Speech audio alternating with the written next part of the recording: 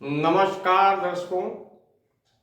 आज गाजीपुर टुडे के खबरों के गुलदस्ते में जो खबरें हैं, थोड़ा उनके संदर्भ में मैं आपको परिचय देना चाहूँगा। पहली वीडियो आप देखेंगे आरओ एआरओ की परीक्षा को लेकर के एक तरफ लोक सेवा आयोग प्रयागराज को अभ्यर्थियों ने घेरा है, तो दूसरी तरफ लखनऊ में उत्तर प्रदेश पुलिस परीक्षा में पेपर लीक को लेकर के नौजवानों ने घेरा है। दूसरे वीडियो में आप देखेंगे बिहार के उप मुख्यमंत्री तेजस्वी यादव ने सासाराम में आज एक जनसभा की।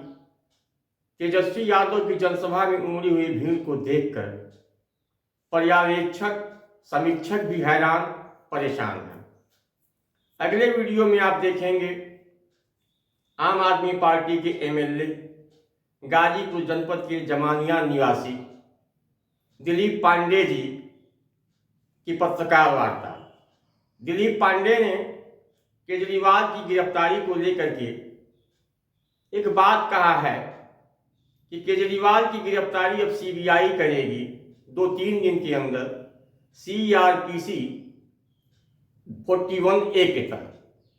सीआरपीसी 41 क्या है? इस कानून के तहत पुलिस किसी भी व्यक्ति को बगैर कारण बताए, बगैर मजिस्ट्रेट की अनुमति के तथा बिना गिरफ्तार करने वाले व्यक्ति को सूचना दिए हुए गिरफ्तार कर सकती है। इसके आगे के वीडियो में आप देखेंगे कांग्रेस पार्टी के राष्ट्रीय सचिव जयराम रमेश ने भारतीय जनता पार्टी पर ईडी का दुरुपयोग कर, सीबीआई का दुरुपयोग कर, इनकम टैक्स का दुरुपयोग कर चुनावी चंदा लेने का आरोप लगाया है। दर्शकों, एक निवेदन है, यदि आपने गाजीपुर टुडे के यूट्यूब चैनल को सब्सक्राइब नहीं किया है तो आज ही सब्सक्राइब करें और बेल आइकन को दबाएं। धन्यवाद।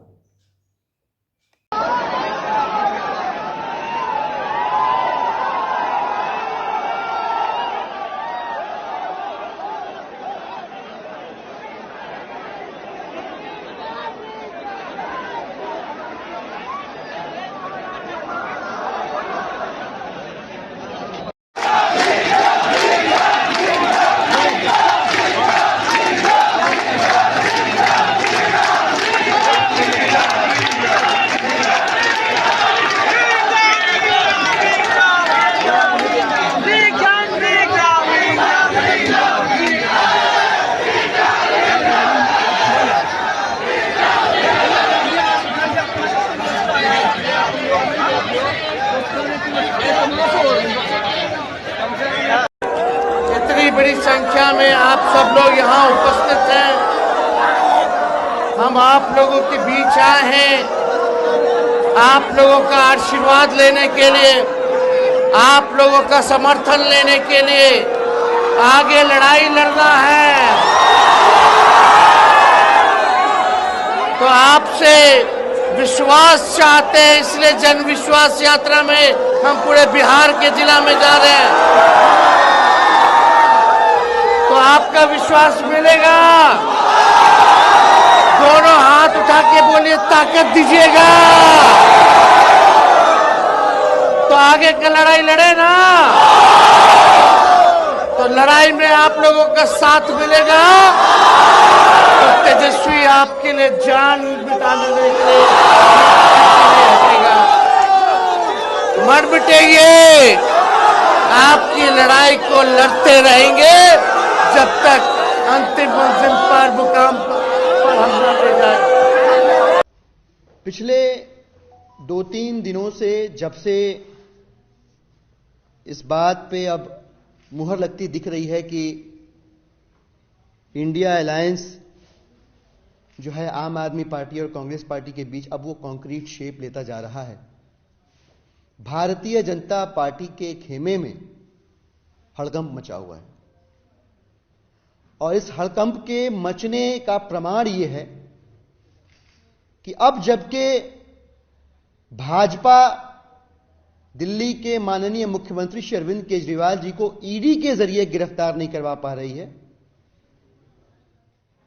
भारतीय जनता पार्टी ने अब सीबीआई के जरिए, जी हां, यह वही सीबीआई है जिसको कभी सुप्रीम कोर्ट ने केज पायलट कहा था, उसी सीबीआई के जरिए सीआरपीसी 41 के तहत इलीगल तरीके से अरेस्ट कराने का प्लान कर चुकी है। आप समझिएगा, इस घटना के पीछे जो तथ्य हैं वो चीख चीख कर बताएंगे आपको। जब तक भारतीय जनता पार्टी को यह एहसास था कि आम आदमी पार्टी और कांग्रेस पार्टी के बीच का गठबंधन कोई शेप नहीं लेने वाला, यह गठबंधन सफल नहीं होने वाला, Bharatiya Janata party wait mode on करके बैठी हुई थी। लेकिन जैसे ही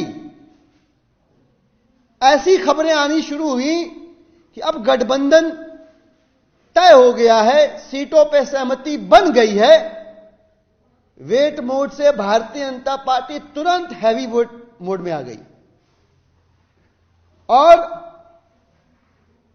जब यह रियलाइज हुआ कि ईडी वाला रास्ता तो हमने ही कोर्ट जाके बंद कर दिया, उन्होंने एक नया रास्ता अख्तियार किया, सीबीआई के जरिए सीआरपीसी 41 के तहत दिल्ली के मुख्यमंत्री अरविंद केजरीवाल जी को गिरफ्तार करने का। 2018-19 और 2020-23 वित्तीय वर्षों में, इन 4 वर्षों में करीब 30 निजी कंपनियों के खिलाफ ईडी की कार्रवाई की शुरुआत हुई, सीबीआई की जांच की शुरुआत हुई, इनकम टैक्स की जांच की शुरुआत हुई। करीब 30 कंपनियां हैं, इसके नाम भी इलेक्शन कमीशन के वेबसाइट में मौजूद हैं, आप देख सकते हैं, ये प्रकाशित भी हुआ है। कुछ कंपनियों के नाम, 30 कंपनियां हैं जिनके खिलाफ ईडी, सीबीआई और इनकम टैक्स छोड़े गए हैं। और इनसे इन 4 सालों में बीजेपी पार्टी को 335 करोड़ रुपया चंदा मिला है। 1 करोड़ नहीं, 10 करोड़ नहीं, 100 करोड़ नहीं, 335 करोड़ रुपया। और ये डिक्लेयर्ड है, ये घोषित किया गया है बीजेपी की ओर से। और ये सब जानकारी इलेक्शन चुनाव कमीशन के वेबसाइट पर आपको मिल जाएगा। 30 कंपनियां हैं, इन 4 साल में 335 करोड़ रुपया चंदा बीजेपी को मिला है।